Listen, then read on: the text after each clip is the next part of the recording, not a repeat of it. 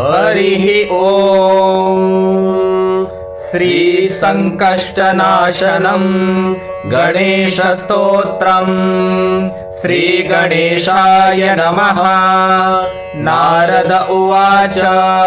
प्रणम्य शिरसा देवं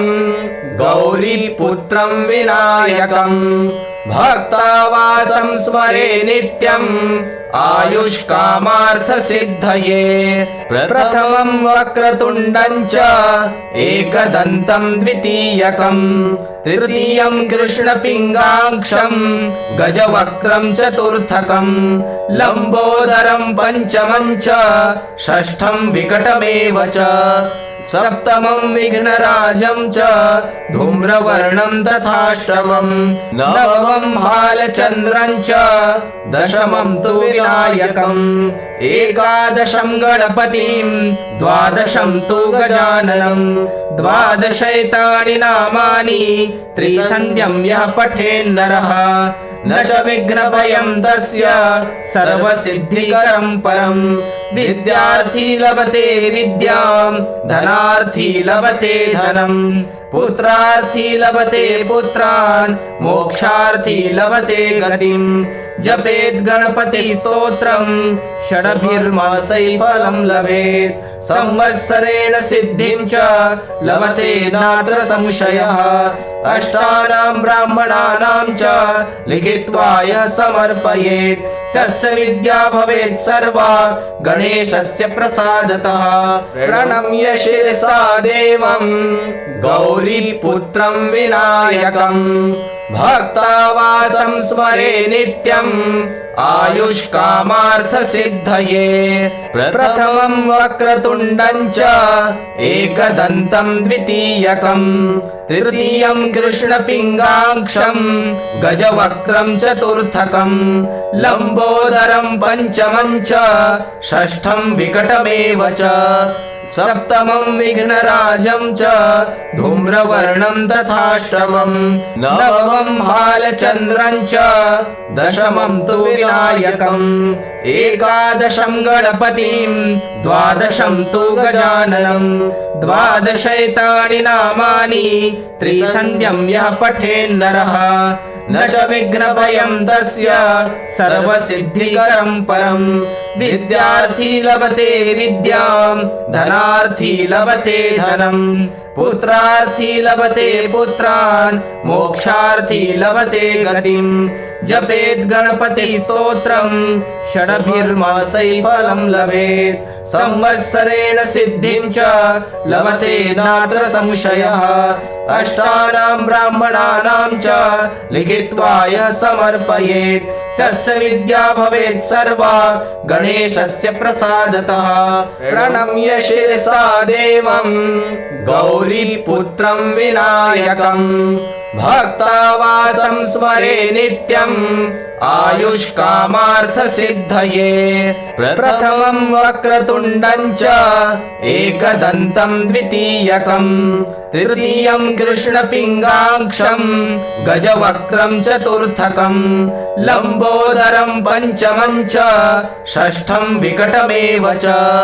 सप्तमं विघ्नराजं च धूम्रवर्णं तथाष्टमं नवमं भालचन्द्रं च दशमं तु विनायकम् एकादशं गणपतिं द्वादशं तु गजाननं द्वादशैतानि नामानि त्रिसन्ध्यं यः पठेन्नरः न च विघ्नभयं तस्य सर्वसिद्धिकरं परं। विद्यार्थी लभते विद्यां धनार्थी लभते धनं पुत्रार्थी लभते पुत्रान् मोक्षार्थी लभते गतिं। जपेत् गणपति स्तोत्रं षडभिर्मासैः फलं लभेत् संवत्सरेण सिद्धिं च लभते नात्र संशयः। अष्टानां ब्राह्मणानां च लिखित्वा यः समर्पयेत् तस्य विद्या भवेत् सर्वा गणेशस्य प्रसादतः। प्रणम्य शिरसा देवं गौरीपुत्रं विनायकं भक्तावासं स्मरे नित्यम् आयुष्कामार्थसिद्धये प्रथमं वक्रतुण्डं च एकदन्तं द्वितीयकं तृतीयं कृष्णपिङ्गाक्षं गजवक्त्रं चतुर्थकं लम्बोदरं पञ्चमं च षष्ठं विकटमेव च सप्तमं विघ्नराजं च धूम्रवर्णं तथाष्टमं नवमं भालचन्द्रं च दशमं तु विनायकम् एकादशं गणपतिं द्वादशं तु गजाननं द्वादशैतानि नामानि त्रिसन्ध्यं यः पठेन्नरः न च विघ्नभयं तस्य सर्वसिद्धिकरं परम् विद्यार्थी लभते विद्यां धनार्थी लभते धनं पुत्रार्थी लभते पुत्रान् मोक्षार्थी लभते गतिं जपेत् गणपति स्तोत्रं षडभिर्मासैः फलं लभेत् संवत्सरेण सिद्धिं च लभते नात्र संशयः अष्टानां ब्राह्मणानां च लिखित्वा यः समर्पयेत् तस्य विद्या भवेत् सर्वा गणेशस्य प्रसादतः प्रणम्य शिरसा देवं गौरीपुत्रं विनायकम् भक्तावासं स्मरे नित्यम् आयुष्कामार्थसिद्धये प्रथमं वक्रतुण्डं च एकदन्तं द्वितीयकं तृतीयं कृष्णपिङ्गाक्षं गजवक्त्रं चतुर्थकं लम्बोदरं पञ्चमं च षष्ठं विकटमेव च सप्तमं विघ्नराजं च धूम्रवर्णं तथाष्टमं नवमं भालचन्द्रं च दशमं तु विनायकम् एकादशं गणपतिं द्वादशं तु गजाननं द्वादशैतानि नामानि त्रिसन्ध्यं यः पठेन्नरः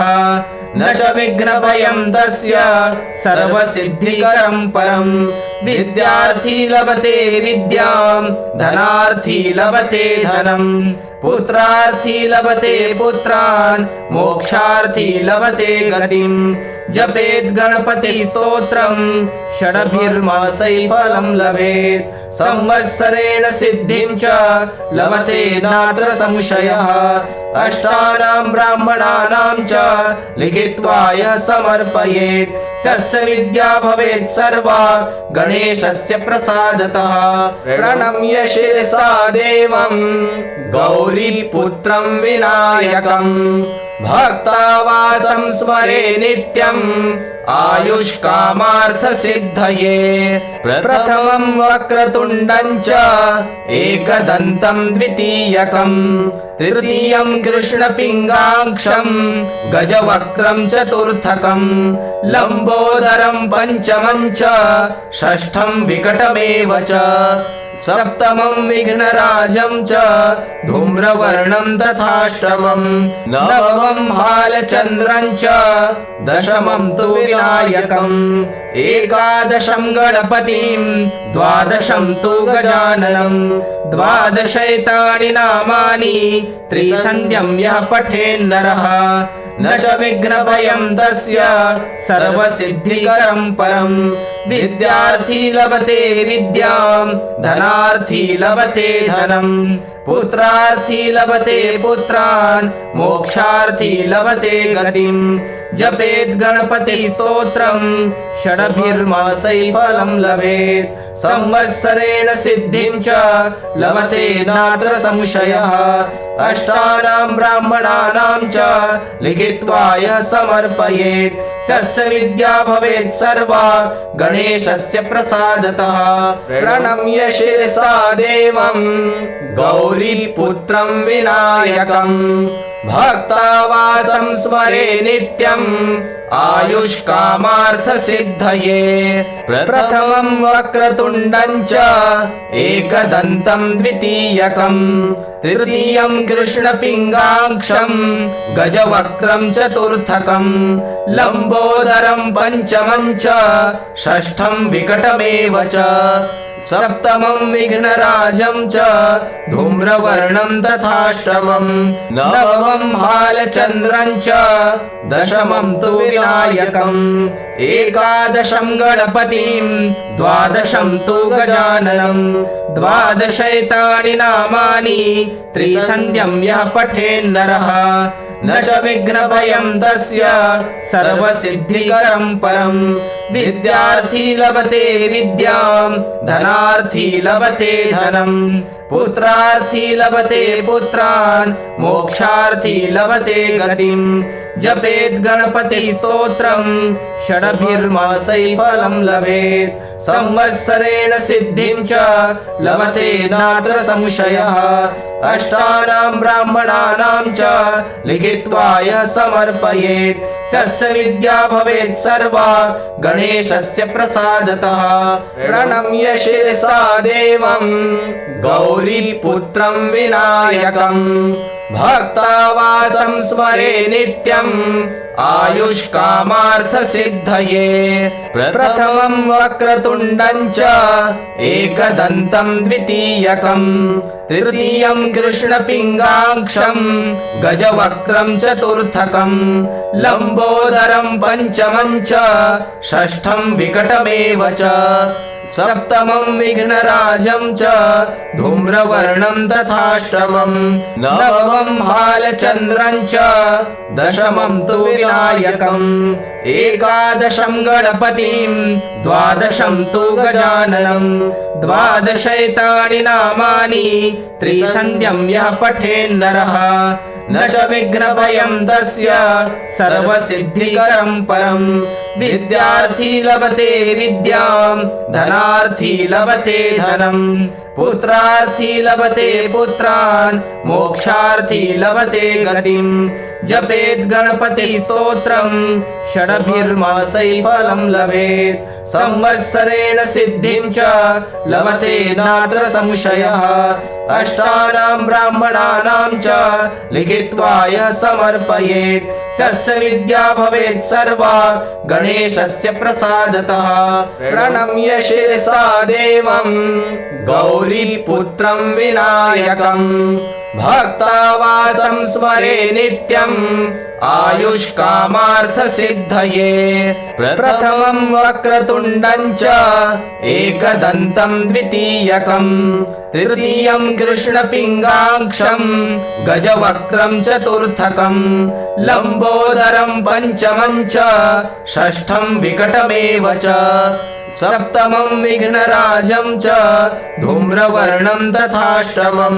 नवमं भालचन्द्रं च दशमं तु विनायकम् एकादशं गणपतिं द्वादशं तु गजाननं द्वादशैतानि नामानि त्रिसन्ध्यं यः पठेन्नरः न च विघ्नभयं तस्य सर्वसिद्धिकरं परम् विद्यार्थी लभते विद्यां धनार्थी लभते धनम् पुत्रार्थी लभते पुत्रान् मोक्षार्थी लभते गतिम् जपेत् गणपति स्तोत्रं षडभिर्मासै फलं लभेत् संवत्सरेण सिद्धिं च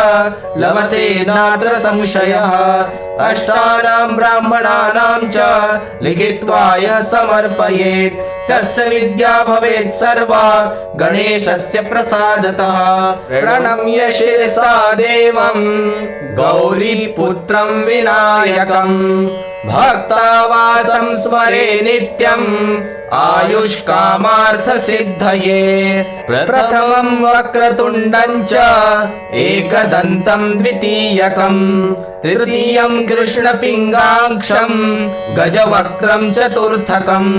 लम्बोदरं पञ्चमं च षष्ठं विकटमेव च सप्तमं विघ्नराजं च धूम्रवर्णं तथाष्टमं नवमं भालचन्द्रं च दशमं तु विनायकम् एकादशं गणपतिं द्वादशं तु गजाननं द्वादशैतानि नामानि त्रिसन्ध्यं यः पठेन्नरः न च विघ्नभयं तस्य सर्वसिद्धिकरं परं। विद्यार्थी लभते विद्यां धनार्थी लभते धनं, पुत्रार्थी लभते पुत्रान् मोक्षार्थी लभते गतिं। जपेत् गणपति स्तोत्रं षडभिर्मासैः फलं लभेत्, संवत्सरेण सिद्धिं च लभते नात्र संशयः। अष्टानां ब्राह्मणानां च लिखित्वा यः समर्पयेत्, तस्य विद्या भवेत् सर्वा गणेशस्य प्रसादतः। प्रणम्य शिरसा देवं गौरीपुत्रं विनायकं, भक्तावासं स्मरे नित्यं आयुष्कामार्थ सिद्धये। प्रथमं वक्रतुण्डं च एकदन्तं द्वितीयकं, तृतीयं कृष्णपिङ्गाक्षं गजवक्त्रं चतुर्थकं, लम्बोदरं पञ्चमं च षष्ठं विकटमेव च, सप्तमं विघ्नराजं च धूम्रवर्णं तथाष्टमं, नवमं भालचन्द्रं च दशमं तु विनायकम्, एकादशं गणपतिं द्वादशं तु गजाननं, द्वादशैतानि नामानि त्रिसन्ध्यं यः पठेन्नरः, न च विघ्नभयं तस्य सर्वसिद्धिकरं परं। विद्यार्थी लभते विद्यां धनार्थी लभते धनं, पुत्रार्थी लभते पुत्रान् मोक्षार्थी लभते गतिं। जपेत् गणपति स्तोत्रं षडभिर्मासैः फलं लभेत्, संवत्सरेण सिद्धिं च लभते नात्र संशयः। अष्टानां ब्राह्मणानां च लिखित्वा यः समर्पयेत्, तस्य विद्या भवेत् सर्वा गणेशस्य प्रसादतः। प्रणम्य शिरसा देवं गौरीपुत्रं विनायकं, भक्तावासं स्मरे नित्यं आयुष्कामार्थ सिद्धये। प्रथमं वक्रतुण्डं च एकदन्तं द्वितीयकं, तृतीयं कृष्णपिङ्गाक्षं गजवक्त्रं चतुर्थकं, लम्बोदरं पञ्चमं च षष्ठं विकटमेव च, सप्तमं विघ्नराजं च धूम्रवर्णं तथाष्टमं, नवमं भालचन्द्रं च दशमं तु विनायकम्, एकादशं गणपतिं द्वादशं तु गजाननं, द्वादशैतानि नामानि त्रिसन्ध्यं यः पठेन्नरः, न च विघ्नभयं तस्य सर्वसिद्धिकरं परं। विद्यार्थी लभते विद्यां धनार्थी लभते धनं, पुत्रार्थी लभते पुत्रान् मोक्षार्थी लभते गतिं। जपेत् गणपति स्तोत्रं षडभिर्मासैः फलं लभेत्, संवत्सरेण सिद्धिं च लभते नात्र संशयः। अष्टानां ब्राह्मणानां च लिखित्वा यः समर्पयेत्, तस्य विद्या भवेत् सर्वा गणेशस्य प्रसादतः। प्रणम्य शिरसा देवं गौरीपुत्रं विनायकं, भक्तावासं स्मरे नित्यं आयुष्कामार्थ सिद्धये। प्रथमं वक्रतुण्डं च एकदन्तं द्वितीयकं, तृतीयं कृष्णपिङ्गाक्षं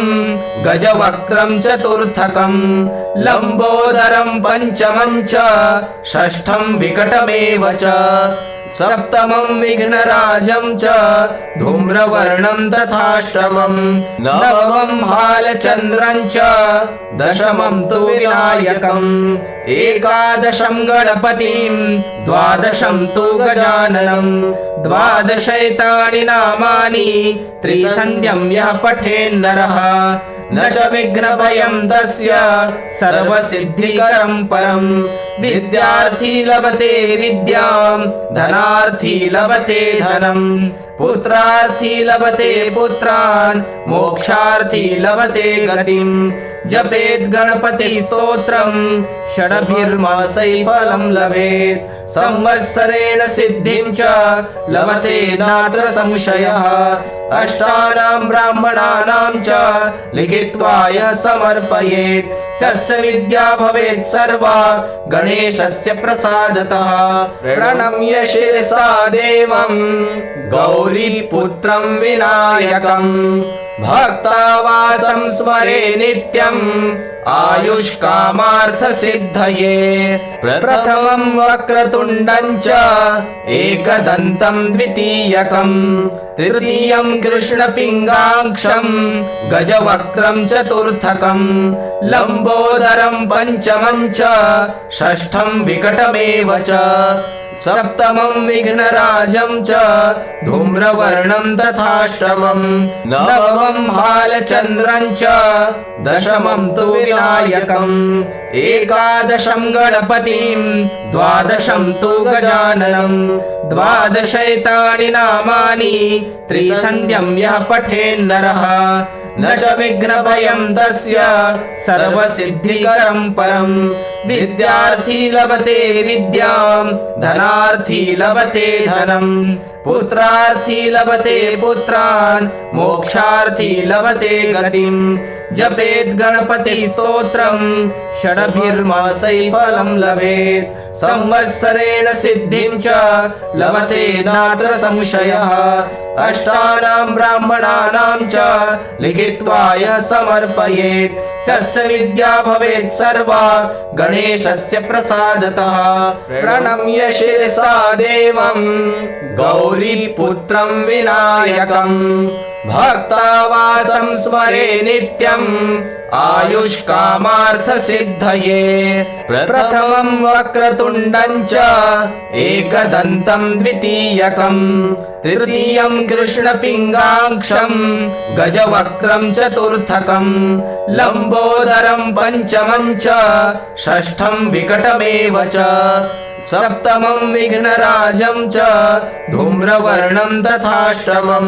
नवमं भालचन्द्रं च दशमं तु विनायकम् एकादशं गणपतिं द्वादशं तु गजाननं द्वादशैतानि नामानि त्रिसन्ध्यं यः पठेन्नरः न च विघ्नभयं तस्य सर्वसिद्धिकरं परं विद्यार्थी लभते विद्यां धनार्थी लभते धनं पुत्रार्थी लभते पुत्रान् मोक्षार्थी लभते गतिं जपेत् गणपति स्तोत्रं षडभिर्मासैः फलं लभेत् संवत्सरेण सिद्धिं च लभते नात्र संशयः अष्टानां ब्राह्मणानां च लिखित्वा यः समर्पयेत् तस्य विद्या भवेत् सर्वा गणेशस्य प्रसादतः इति श्रीनारदपुराणे संकष्टनाशनं गणेशस्तोत्रं सम्पूर्णम्।